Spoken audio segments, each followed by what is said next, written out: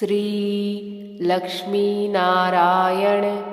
अष्टोत्तर शतनाम स्तोत्रम्। श्रीर्विष्णुः कमलासारङ्गी लक्ष्मीर्वैकुण्ठनायकः पद्मालया चतुर्बाहुः क्षीराब्धितनयाच्युतः इन्दिरा पुण्डरीकाक्षा रमा गरुडवाहनः भार्गवी शेषपर्यङ्को विशालाक्षी जनार्दनः स्वर्णाङ्गी वरदो देवी हरिरिन्दुमुखी प्रभुः सुन्दरी नरकध्वंसी लोकमाता मुरान्तकः भक्तप्रिया दानवारिः अम्बिका मधुसूदनः वैष्णवी देवकी पुत्रो रुक्मिणी केशिमर्दनः वरलक्ष्मी जगन्नाथः कीरवाणी हलायुधः नित्या सत्यव्रतो गौरी सौरिः कान्तासुरेश्वरः नारायणी हृषीकेशः पद्महस्ता त्रिविक्रमः माधवी पद्मनाभश्च स्वर्णवर्णानिरीश्वरः सती पीताम्बरः शान्ता वनमाली क्षमानघः जयप्रदा बलिध्वंसी वसुधा पुरुषोत्तमः राज्यप्रदाखिलाधारो मायाकंसविदारणः महेश्वरी महादेवो परमा पुण्यविग्रहः रमा मुकुन्दः सुमुखी मुचुकुन्दवरप्रदः वेदवेद्याब्धिजा माता सुरूपार्केन्दुलोचनः पुण्याङ्गना पुण्यपादो पावनी पुण्यकीर्तनः विश्वप्रिया विश्वनाथो वाग्रूपी वासवानुजः सरस्वती स्वर्णगर्भो गायत्री गोपिकाप्रियः यज्ञरूपा यज्ञभोक्ता भक्ताभीष्टप्रदा गुरुः स्तोत्रक्रिया स्तोत्रकारः सुकुमारी सवर्णकः मानिनी मन्दरधरो सावित्री जन्मवर्जितः मन्त्रगोप्त्री महेश्वासो योगिनी योगवल्लभः जयप्रदा जयकरः रक्षित्री सर्वरक्षकः अष्टोत्तरशतं नाम्नां लक्ष्म्या नारायणस्य च यः पठेत् प्रातरुत्थाय सर्वदा विजयी भवेत्। श्रीर्विष्णुः कमलासारङ्गी लक्ष्मीर्वैकुण्ठनायकः पद्मालया चतुर्बाहुः क्षीराब्धितनयाच्युतः इन्दिरा पुण्डरीकाक्षा रमा गरुडवाहनः भार्गवी शेषपर्यङ्को विशालाक्षी जनार्दनः स्वर्णाङ्गी वरदो देवी हरिरिन्दुमुखी प्रभुः सुन्दरी नरकध्वंसी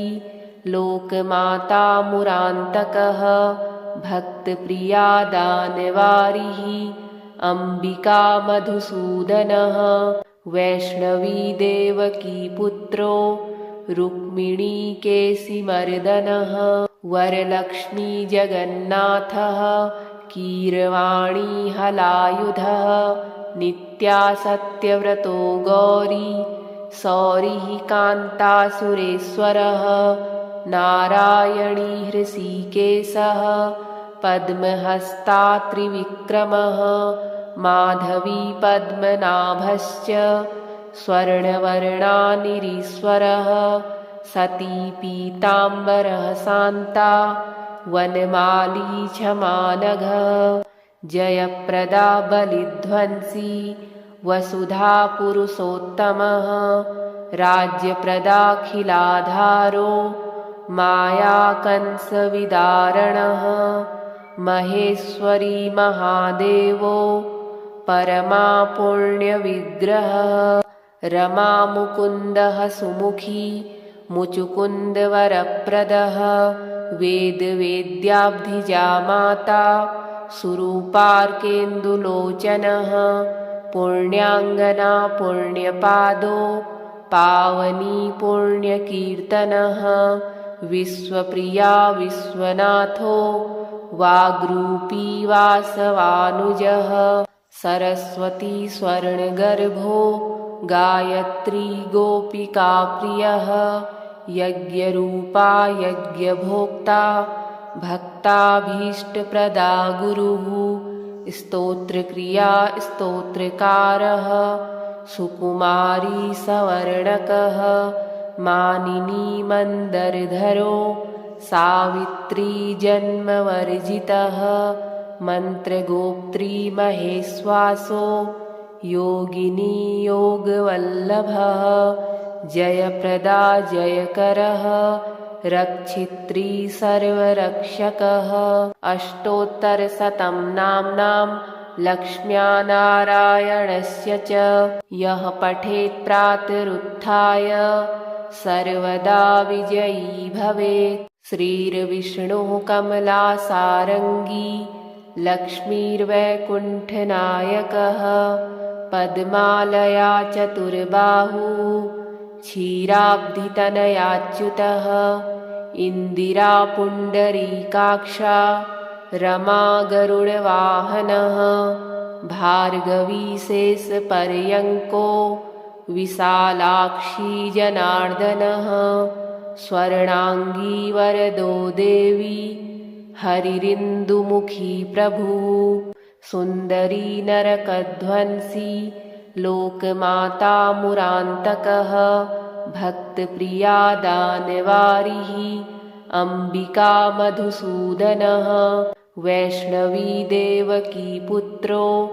रुक्मिणी केशिमर्दनः वरलक्ष्मी जगन्नाथः कीरवाणी हलायुधः नित्या सत्यव्रतो गौरी सौरिः कान्तासुरेश्वरः नारायणी हृषीकेशः पद्महस्ता त्रिविक्रमः माधवी पद्मनाभश्च स्वर्णवर्णानिरीश्वरः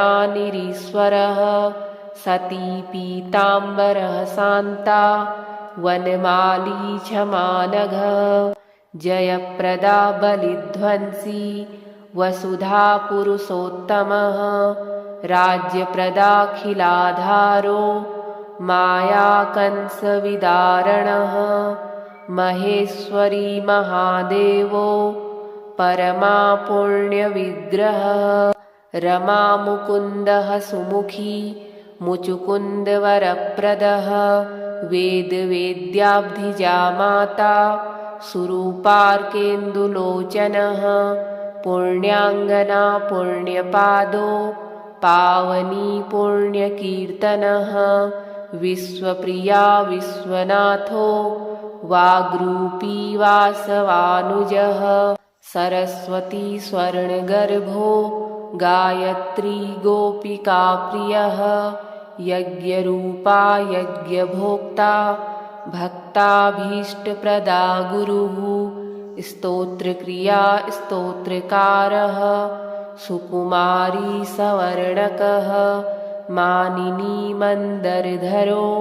सावित्री जन्मवर्जितः मन्त्रगोप्त्री महेश्वासो योगिनी योगवल्लभः जयप्रदा जयकरः रक्षित्री सर्वरक्षकः अष्टोत्तरशतं नाम्नां लक्ष्म्यानारायणस्य च यः पठेत् प्रातरुत्थाय सर्वदा विजयी भवेत्। श्रीर्विष्णुः कमलासारङ्गी लक्ष्मीर्वैकुण्ठनायकः पद्मालया चतुर्बाहुः क्षीराब्धितनयाच्युतः इन्दिरा पुण्डरीकाक्षा रमा गरुडवाहनः भार्गवी शेषपर्यङ्को विशालाक्षी जनार्दनः स्वर्णांगी वरदो देवी हरिरिन्दुमुखी प्रभुः सुन्दरी नरकध्वंसी लोकमाता मुरान्तकः भक्तप्रिया दानवारिः अम्बिका मधुसूदनः वैष्णवी देवकी पुत्रो रुक्मिणी केशिमर्दनः वरलक्ष्मी जगन्नाथः कीरवाणी हलायुधः नित्या सत्यव्रतो गौरी सौरिः कान्तासुरेश्वरः नारायणी हृषीकेशः पद्महस्ता त्रिविक्रमः माधवी पद्मनाभश्च स्वर्णवर्णानिरीश्वरः सती पीताम्बरः शान्ता वनमाली क्षमानघः जयप्रदा बलिध्वंसी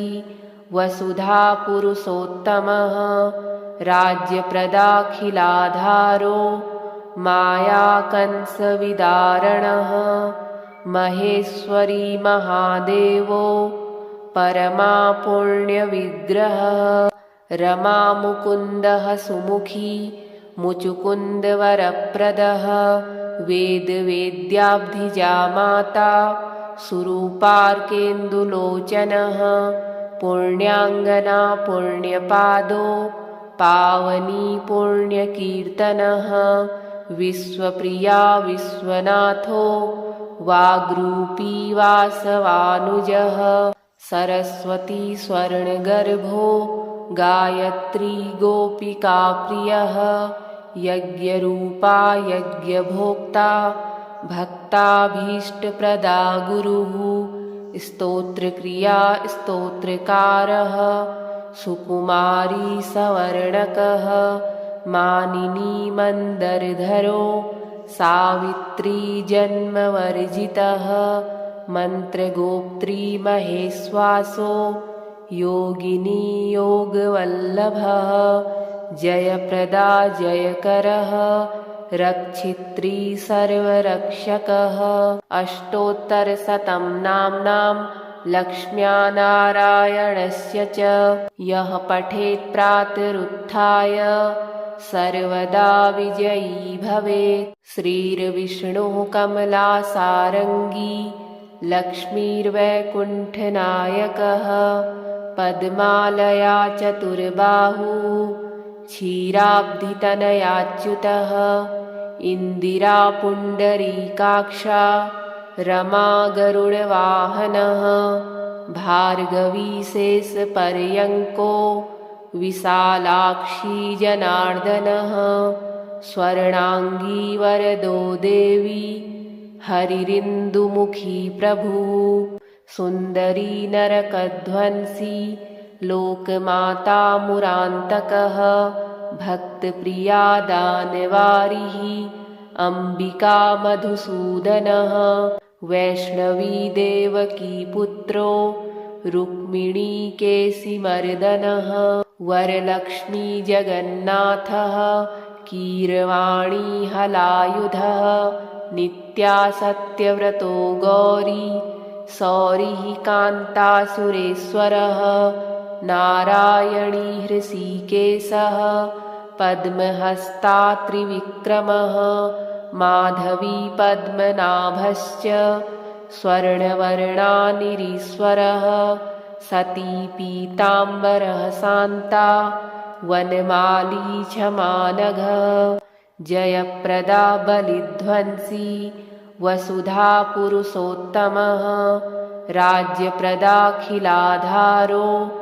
मायाकंसविदारणः महेश्वरी महादेवो परमा पुण्यविग्रहः रमा मुकुन्दः सुमुखी मुचुकुन्दवरप्रदः वेदवेद्याब्धिजा माता सुरूपार्केन्दुलोचनः पुण्याङ्गना पुण्यपादो पावनी पुण्यकीर्तनः विश्वप्रिया विश्वनाथो वाग्रूपी वासवानुजः सरस्वती स्वर्णगर्भो गायत्री गोपिका प्रियः यज्ञरूपा यज्ञभोक्ता भक्ताभीष्टप्रदा गुरुः स्तोत्रक्रिया स्तोत्रकारः सुकुमारी सवर्णकः मानिनी मन्दरधरो सावित्री जन्मवर्जितः मन्त्रगोप्त्री महेश्वासो योगिनी योगवल्लभः जयप्रदा जयकरः रक्षित्री सर्वरक्षकः अष्टोत्तरशतं नाम्नां लक्ष्म्या नारायणस्य च यः पठेत् प्रातरुत्थाय सर्वदा विजयी भवेत्। श्रीर्विष्णुः कमलासारङ्गी लक्ष्मीर्वैकुण्ठनायकः पद्मालया चतुर्बाहुः क्षीराब्धितनयाच्युतः इन्दिरा पुण्डरीकाक्षा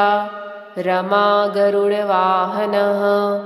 भार्गवी शेषपर्यङ्को विशालाक्षी जनार्दनः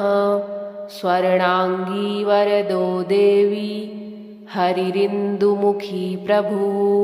सुन्दरी नरकध्वंसी लोकमाता मुरान्तकः भक्तप्रिया दानवारिः अम्बिका मधुसूदनः वैष्णवी देवकी पुत्रो रुक्मिणी केशिमर्दनः वरलक्ष्मी जगन्नाथः कीरवाणी हलायुधः नित्या सत्यव्रतो गौरी सौरिः कान्तासुरेश्वरः नारायणी हृषीकेशः पद्महस्ता त्रिविक्रमः माधवी पद्मनाभश्च स्वर्णवर्णानिरीश्वरः सती पीताम्बरः शान्ता वनमाली क्षमानघः जयप्रदा बलिध्वंसी वसुधा पुरुषोत्तमः राज्यप्रदाखिलाधारो मायाकंसविदारणः महेश्वरी महादेवो परमा पुण्यविग्रहः रमा मुकुन्दः सुमुखी मुचुकुन्दवरप्रदः वेदवेद्याब्धिजा माता सुरूपार्केन्दुलोचनः पुण्याङ्गना पुण्यपादो पावनी पुण्यकीर्तनः विश्वप्रिया विश्वनाथो वाग्रूपी वासवानुजः सरस्वती स्वर्णगर्भो गायत्री गोपिका प्रियः यज्ञरूपा यज्ञभोक्ता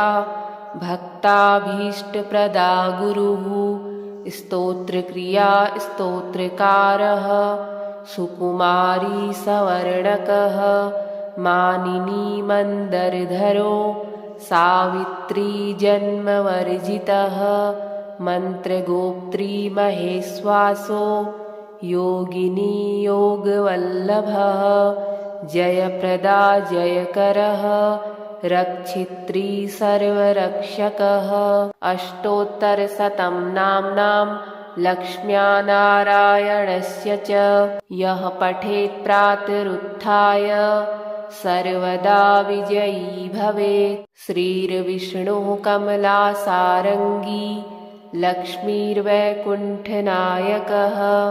पद्मालया चतुर्बाहुः क्षीराब्धितनयाच्युतः इन्दिरा पुण्डरीकाक्षा रमा गरुडवाहनः भार्गवी शेषपर्यङ्को विशालाक्षी जनार्दनः स्वर्णाङ्गी वरदो देवी हरिरिन्दुमुखी प्रभुः सुन्दरी नरकध्वंसी लोकमाता मुरान्तकः भक्तप्रिया दानवारिः अम्बिका मधुसूदनः वैष्णवी देवकी पुत्रो रुक्मिणी केशिमर्दनः वरलक्ष्मी जगन्नाथः कीरवाणी हलायुधः नित्या सत्यव्रतो गौरी सौरिः कान्तासुरेश्वरः नारायणी हृषीकेशः पद्महस्ता त्रिविक्रमः माधवी पद्मनाभश्च स्वर्णवर्णानिरीश्वरः सती पीताम्बरः शान्ता वनमाली क्षमानघः जयप्रदा बलिध्वंसी वसुधा पुरुषोत्तमः राज्यप्रदाखिलाधारो मायाकंसविदारणः महेश्वरी महादेवो परमा पुण्यविग्रहः रमा मुकुन्दः सुमुखी मुचुकुन्दवरप्रदः वेदवेद्याब्धिजा माता सुरूपार्केन्दुलोचनः पुण्याङ्गना पुण्यपादो पावनी पुण्यकीर्तनः विश्वप्रिया विश्वनाथो वाग्रूपी वासवानुजः सरस्वती स्वर्णगर्भो गायत्री गोपिकाप्रियः यज्ञरूपा यज्ञभोक्ता भक्ताभीष्टप्रदा गुरुः स्तोत्रक्रिया स्तोत्रकारः सुकुमारी सवर्णकः मानिनी मन्दरधरो सावित्री जन्मवर्जितः मन्त्रगोप्त्री महेश्वासो योगिनी योगवल्लभः जयप्रदा जयकरः रक्षित्री सर्वरक्षकः अष्टोत्तरशतं नाम्नां लक्ष्म्या नारायणस्य च यः पठेत् प्रातरुत्थाय सर्वदा विजयी भवेत्। श्रीर्विष्णुः कमलासारङ्गी लक्ष्मीर्वैकुण्ठनायकः पद्मालया चतुर्बाहुः क्षीराब्धितनयाच्युतः इन्दिरा पुण्डरीकाक्षा रमा गरुडवाहनः भार्गवी शेषपर्यङ्को विशालाक्षी जनार्दनः स्वर्णाङ्गी वरदो देवी हरिरिन्दुमुखी प्रभुः सुन्दरी नरकध्वंसी लोकमाता मुरान्तकः भक्तप्रिया दानवारिः अम्बिका मधुसूदनः वैष्णवी देवकी पुत्रो रुक्मिणी केशिमर्दनः वरलक्ष्मी जगन्नाथः कीरवाणी हलायुधः नित्या सत्यव्रतो गौरी सौरिः कान्तासुरेश्वरः नारायणी हृषीकेशः पद्महस्ता त्रिविक्रमः माधवी पद्मनाभश्च स्वर्णवर्णानिरीश्वरः सती पीताम्बरः शान्ता वनमाली क्षमानघः जयप्रदा बलिध्वंसी वसुधा पुरुषोत्तमः राज्यप्रदाखिलाधारो मायाकंसविदारणः महेश्वरी महादेवो परमा पुण्यविग्रहः रमा मुकुन्दः सुमुखी मुचुकुन्दवरप्रदः वेदवेद्याब्धिजा माता सुरूपार्केन्दुलोचनः पुण्याङ्गना पुण्यपादो पावनी पुण्यकीर्तनः विश्वप्रिया विश्वनाथो वाग्रूपी वासवानुजः सरस्वती स्वर्णगर्भो गायत्री गोपिकाप्रियः यज्ञरूपा यज्ञभोक्ता भक्ताभीष्टप्रदा गुरुः स्तोत्रक्रिया स्तोत्रकारः सुकुमारी सवर्णकः मानिनी मन्दरधरो सावित्री जन्मवर्जितः मन्त्रगोप्त्री महेश्वासो योगिनी योगवल्लभः जयप्रदा जयकरः रक्षित्री सर्वरक्षकः। अष्टोत्तरशतं नाम्नां लक्ष्म्या नारायणस्य च यः पठेत् प्रातरुत्थाय सर्वदा विजयी भवेत्। श्रीर्विष्णुः कमलासारङ्गी लक्ष्मीर्वैकुण्ठनायकः पद्मालया चतुर्बाहुः क्षीराब्धितनयाच्युतः इन्दिरा पुण्डरीकाक्षा रमा गरुडवाहनः भार्गवी शेषपर्यङ्को विशालाक्षी जनार्दनः स्वर्णाङ्गी वरदो देवी हरिरिन्दुमुखी प्रभुः सुन्दरी नरकध्वंसी लोकमाता मुरान्तकः भक्तप्रिया दानवारिः अम्बिका मधुसूदनः वैष्णवी देवकी पुत्रो रुक्मिणी केशिमर्दनः वरलक्ष्मी जगन्नाथः कीरवाणी हलायुधः नित्या सत्यव्रतो गौरी सौरिः कान्तासुरेश्वरः नारायणी हृषीकेशः पद्महस्ता त्रिविक्रमः माधवी पद्मनाभश्च स्वर्णवर्णानिरीश्वरः सती पीताम्बरः शान्ता वनमाली क्षमानघः जयप्रदा बलिध्वंसी वसुधा पुरुषोत्तमः राज्यप्रदाखिलाधारो मायाकंसविदारणः महेश्वरी महादेवो परमा पुण्यविग्रहः रमा मुकुन्दः सुमुखी मुचुकुन्दवरप्रदः वेदवेद्याब्धिजा माता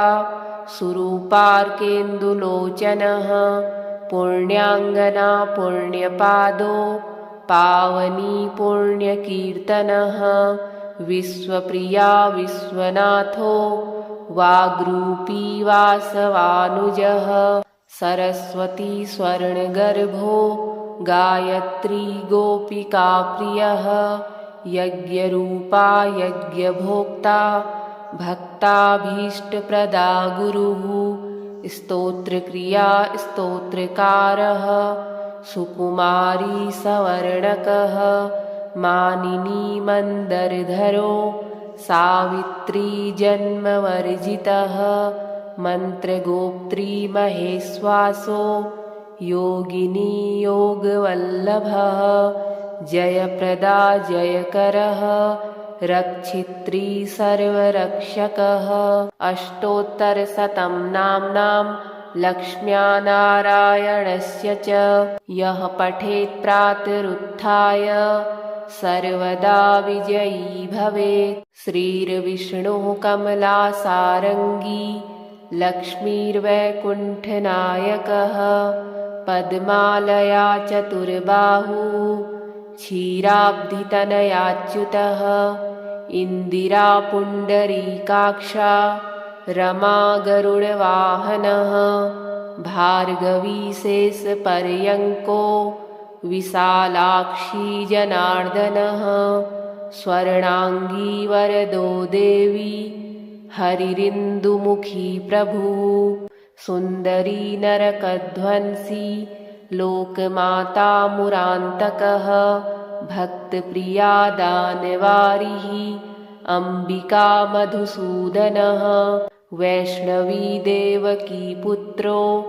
रुक्मिणी केशिमर्दनः वरलक्ष्मी जगन्नाथः कीरवाणी हलायुधः नित्या सत्यव्रतो गौरी सौरिः कान्तासुरेश्वरः नारायणी हृषीकेशः पद्महस्ता त्रिविक्रमः माधवी पद्मनाभश्च स्वर्णवर्णानिरीश्वरः सती पीताम्बरः शान्ता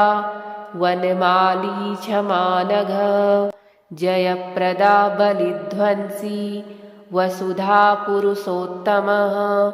राज्यप्रदाखिलाधारो मायाकंसविदारणः महेश्वरी महादेवो परमा पुण्यविग्रहः रमामुकुन्दः सुमुखी मुचुकुन्दवरप्रदः वेदवेद्याब्धिजा माता सुरूपार्केन्दुलोचनः पुण्याङ्गना पुण्यपादो पावनी पुण्यकीर्तनः विश्वप्रिया विश्वनाथो वाग्रूपी वासवानुजः सरस्वती स्वर्णगर्भो गायत्री गोपिकाप्रियः यज्ञरूपा यज्ञभोक्ता भक्ताभीष्टप्रदा गुरुः स्तोत्रक्रिया स्तोत्रकारः सुकुमारी सवर्णकः मानिनी मन्दरधरो सावित्री जन्मवर्जितः मन्त्रगोप्त्री महेश्वासो योगिनी योगवल्लभः जयप्रदा जयकरः रक्षित्री सर्वरक्षकः अष्टोत्तरशतं नाम्नां लक्ष्म्यानारायणस्य च यः पठेत् प्रातरुत्थाय सर्वदा विजयी भवेत्। श्रीर्विष्णुः कमलासारङ्गी लक्ष्मीर्वैकुण्ठनायकः पद्मालया चतुर्बाहुः क्षीराब्धितनयाच्युतः इन्दिरा पुण्डरीकाक्षा रमा गरुडवाहनः भार्गवी शेषपर्यङ्को विशालाक्षी जनार्दनः स्वर्णाङ्गी वरदो देवी हरिरिन्दुमुखी प्रभुः सुन्दरी नरकध्वंसी लोकमाता मुरान्तकः भक्तप्रिया दानवारिः अम्बिका मधुसूदनः वैष्णवी देवकी पुत्रो रुक्मिणी केशिमर्दनः वरलक्ष्मी जगन्नाथः कीरवाणी हलायुधः नित्या सत्यव्रतो गौरी सौरिः कान्तासुरेश्वरः नारायणी हृषीकेशः पद्महस्ता त्रिविक्रमः माधवी पद्मनाभश्च स्वर्णवर्णानिरीश्वरः सती पीताम्बरः शान्ता वनमाली क्षमानघः जयप्रदा बलिध्वंसी वसुधा पुरुषोत्तमः राज्यप्रदाखिलाधारो मायाकंसविदारणः महेश्वरी महादेवो परमा पुण्यविग्रहः रमामुकुन्दः सुमुखी मुचुकुन्दवरप्रदः वेदवेद्याब्धिजा माता सुरूपार्केन्दुलोचनः पुण्याङ्गना पुण्यपादो पावनी पुण्यकीर्तनः विश्वप्रिया विश्वनाथो वाग्रूपी वासवानुजः सरस्वती स्वर्णगर्भो गायत्री गोपिकाप्रियः यज्ञरूपा यज्ञभोक्ता भक्ताभीष्टप्रदा गुरुः स्तोत्रक्रिया स्तोत्रकारः सुकुमारी सवर्णकः मानिनी मन्दरधरो सावित्री जन्मवर्जितः मन्त्रगोप्त्री महेश्वासो योगिनी योगवल्लभः जयप्रदा जयकरः रक्षित्री सर्वरक्षकः अष्टोत्तरशतं नाम्नां लक्ष्म्यानारायणस्य च यः पठेत् प्रातरुत्थाय सर्वदा विजयी भवेत्।